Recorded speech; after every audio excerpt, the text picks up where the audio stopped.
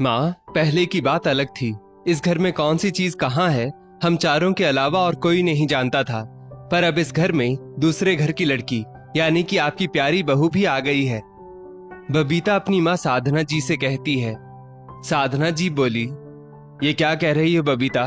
भूलो मत, वो दूसरे घर की लड़की अब इस घर की बहू और तुम्हारी भाभी भी है, तो थोड़ा सोच समझ कर बोलो। बबीता बोली, अरे वाह माँ, भाभी के बारे में मैंने कुछ कहा नहीं कि आपको बुरा लग गया।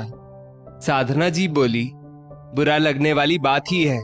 शुक्र मनाओ कि तुम्हारी भाभी नेहा ने या तुम्हारे भाई मुकेश ने नहीं सुना। अगर वो सुन लेते तो उनको भी बुरा लगता। और बेटा, अपना और पराया मानने से होता है। अब ये घर उसका भी है, तो उसे भी इस घर की हर चीज के बारे में जानने का उतना ही अधिकार है जितना तुम्हें और मुझे है। बबीता बोली, ओ प्लीज माँ, आपको उनको जो बताना है बताइए, पर एक बात का ध्यान रखिएगा कि मेरे कमरे में बिना मेरी इजाजत के उनको आने जाने मत दीजिएगा। अब मैं चलती हूँ, कन्या पूजन के दिन आपकी मदद करने आ जाऊंगी।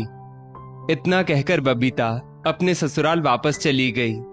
दरअसल बबीता का ससुराल भी उसी शहर में था, तो वो आती जाती रहती थी। अब तक तो उस घर में केवल उसका ही सिक्का चलता था, लेकिन 8 महीने पहले ही उसके भाई मुकेश की शादी नेहा के साथ हुई और नेहा आते ही सबके साथ ऐसे घुल मिल गई कि किसी को अब बबीता की कमी महसूस ही नहीं होती थी।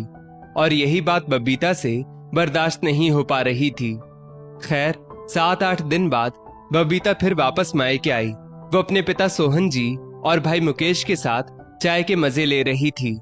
साधना जी नेहा से बोली, बहू, बबीता के कमरे की भी बेडशीट चेंज कर दो, और हाँ, उसके कपड़ों को तह लगा देना।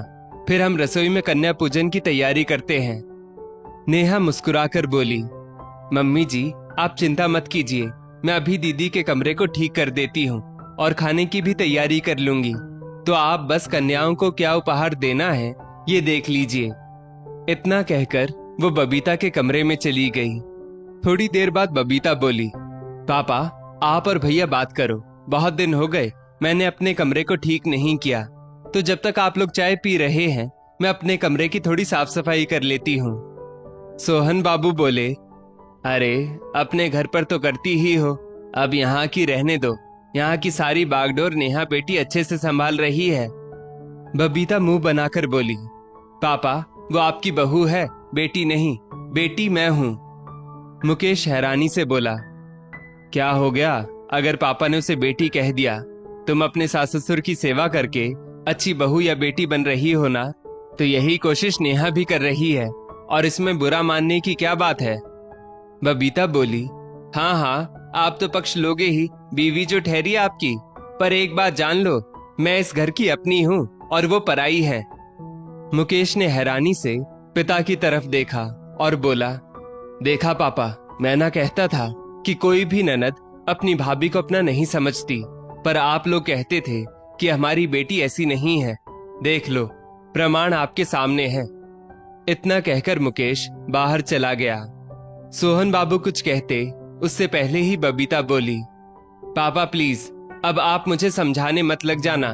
देख रही हूँ, जब से नेहा भाभी आई है हर कोई मुझे ही गलत ठहराता है और मुझे ही समझाता है। मैं जा रही हूँ अपने कमरे में। इतना कहकर वो अपने कमरे की तरफ चली गई। इधर नेहा बबीता की अलमारी में सारे कपड़ों को तह कर रही थी। तभी बबीता जोर से बोली, नेहा भाभी, आप मेरी अलमारी क्यों खोल रही थी? बबीता की आवाज इतनी तेज थी कि पूरे घर में गूंज गई। नेहा चौंक गई। उसके हाथ में अभी भी दुपट्टे का कोना था जो वो तह कर रही थी।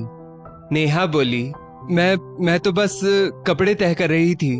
माँ ने ही कहा था कि सबके साथ आपका भी सामान सहेज दूं। बबीता बोली, ओ प्लीज, मुझे अच्छे से पता है आप मेरी चीजों में झांकना चाहती थी। भाभी, याद रखिए, ये घर मेरा है, आपकी जागीर नहीं। तो ये जासूसी अगर करनी हो ना, तो अपने मायके जाकर किया कीजिएगा, यहाँ नहीं। बबीता की तेज आवाज सुनकर साधना जी भी कमरे में आ गई। क्या हुआ? इतनी चीख पुकार क्यों मचा रखी है? बबीता ने रोते हुए कहा, माँ, भाभी मेरी चीजें टटोल रही थी। मुझे तो अब इस घर में आकर भी परायापन महसूस होने लगा है। पूरे घर को और घर वालों को तो इन्होंने बरगलाकर अपनी तरफ कर लिया है, पर क्या मेरा कमरा भी अब मेरा नहीं? नेहा ने हैरानी से देखा। बबीता के मन में नेहा के लिए जो भी कड़वाहट थी वो शब्द बनकर आज बाहर आ गई और सच्चाई सुनकर नेहा हैरान हो गई और बोली, परायापन आपको या मुझे? सच कहा है किसी ने, कोई भी ननद भाभी को अपना नहीं समझती, चाहे वो ननद के लिए कुछ भी कर ले। घर का माहौल अचानक इतना भारी हो गया कि सोहन जी और मुकेश खामोश हो गए। नेहा का दिल गुस्से और अपमान से भर चुका था। उसने सोच लिया कि आज चुप रहने का मतलब हमेशा के लिए हार मान लेना होगा, तो उसने सीधे सबके सामने कहा, अगर ये घर सिर्फ आपकी बेटी का मायका है तो मुझे बताइए, मेरा घर कहाँ है पापा जी? मम्मी जी, शादी के बाद लड़की अपने मायके से विदा होती है ताकि ससुराल को अपना घर बनाए, लेकिन यहाँ तो मुझे अब तक बाहर ही मानकर रखा गया है। बबीता तिलमिलाकर बोली, भाभी आप मुझसे जलती हैं। कौन सी लड़की अपने मायके नहीं जाना चाहती, पर आप हैं कि जाती ही नहीं, गोंद की तरह चिपकी रहती हैं। नेहा बोली, हाँ, क्योंकि अब ये मेरा घर है और मुझे इनके साथ रहना चाहिए। बबीता बोली, नहीं, ये मेरा घर है और आप इसलिए नहीं जाती ताकि आप मेरे घर वालों को मेरे खिलाफ कर सके, क्योंकि माँ और पापा मुझे ज्यादा चाहते हैं। नेहा की आंखों में आंसू आ गए। उसने पहली बार तेज आवाज में कहा, नहीं बबीता जी, मैं जलती नहीं, मैं सिर्फ इतना चाहती हूँ कि आप मुझे भी इस घर का हिस्सा माने। क्या ननद भाभी का रिश्ता हमेशा सिर्फ तानों और ईर्ष्या का होना चाहिए? क्या हम बहन की तरह नहीं रह सकते? रोती हुई नेहा अपने कमरे में चली गई। साधना जी बोली, बबीता कभी तो सोच समझकर बोला करो। मैंने तुम्हें उस दिन भी समझाया था कि अब वो हमारी है और ये घर अब उसका भी है, तो इस लिहाज से इस घर पर उसका भी अधिकार है।